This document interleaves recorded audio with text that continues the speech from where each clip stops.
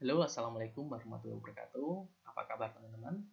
Pada video kali ini saya akan sharing bagaimana cara mengupload gambar berekstensi SVG pada website WordPress yang teman-teman miliki.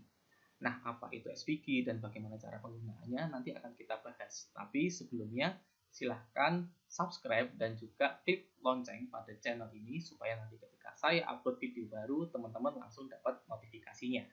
Oke, kita mulai aja teman-teman.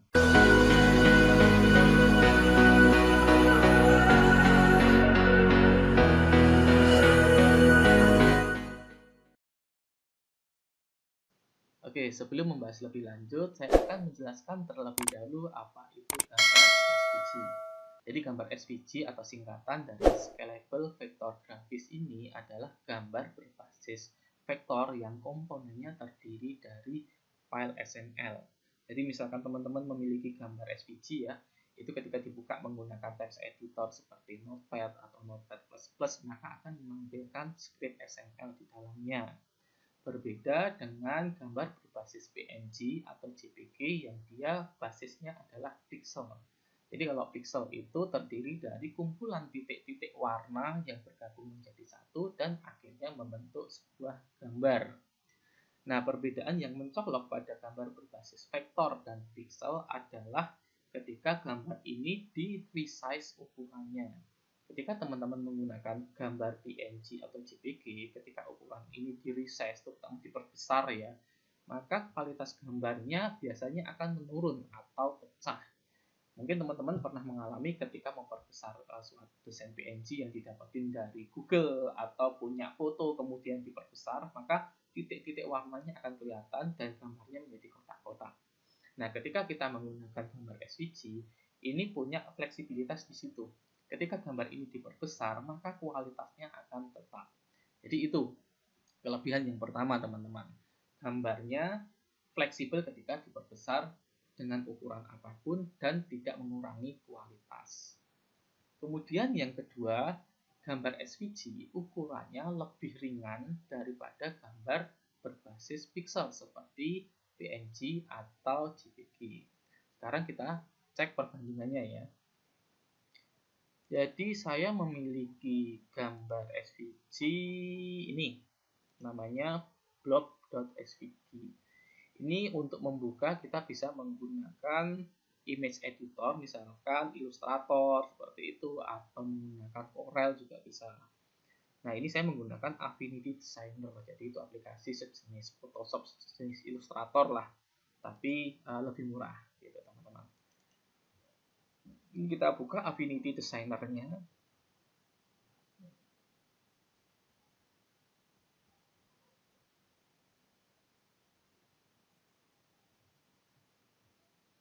Oke. Nah, ini gambar blob dan SVG tadi tampilannya seperti ini. Ini mungkin teman-teman nggak asing ya. Kadang-kadang kalau kita mengunjungi suatu website kan ada ornamen-ornamen seperti ini untuk mempercantik website. Nah, ukurannya sendiri berapa? Ukurannya ini kalau saya cek, ukurannya 370 byte. Byte itu di bawah kilobyte ya, lebih ringan. Berbeda dengan gambar PNG misalkan. Ini gambar JPEG. Saya punya gambar JPEG. Dia ukurannya 182 KB atau kilobyte. Nah, sekarang kita lihat. Kalau ini 182 kilobyte, ini 370 byte. Kita cek kalau byte ke kilobyte itu berapa. Teman-teman bisa buka Google gitu ya. Byte to 2 kilobyte. Nah, ini ya. 1 byte itu 0,001 kilobyte. Berarti kalau saya punya gambar berapa tadi? 370 ya. Berarti 370. Nah, ukurannya cuma 0,37 kilobyte, teman-teman. Jadi sangat ringan sekali. Makanya pada layanan jasa-jasa optimasi website biasanya ya, optimasi kecepatan website ini ada step perubahan gambar menjadi SVG supaya websitenya menjadi lebih ringan dan lebih cepat ketika diakses. Jadi itu salah satu kunci optimasi kecepatan website. Nah, berikutnya kita akan masuk ke topik bahasan dari video ini, yaitu cara menggunakan gambar SVG pada website WordPress yang kita miliki. Jadi defaultnya kalau kita menggunakan WordPress, itu kita tidak bisa menggunakan gambar SVG, teman-teman. Jadi gambar yang disupport oleh WordPress itu seperti PNG, JPG, GIF, seperti itu. Untuk SVG, kalau WordPress-nya belum dimodifikasi, belum ditambahin plugin macam-macam, dia tidak bisa menggunakan gambar SVG. Jadi saya akan menjelaskan bagaimana cara menggunakan gambar berbasis SVG ini pada website WordPress yang teman-teman miliki, supaya websitenya menjadi lebih cepat dan lebih ringan. Nah, bagaimana cara menggunakannya? Silahkan teman-teman menginstal terlebih dahulu plugin namanya SVG Support. Jadi cari aja ya di halaman plugin, kemudian add new ini ya, di menu plugin add new maksud saya. Kemudian teman-teman cari SVG Support. Nah ini ya, cari. Nah kemudian kan ada tampilan seperti ini, SVG Support. Ini diinstal aja.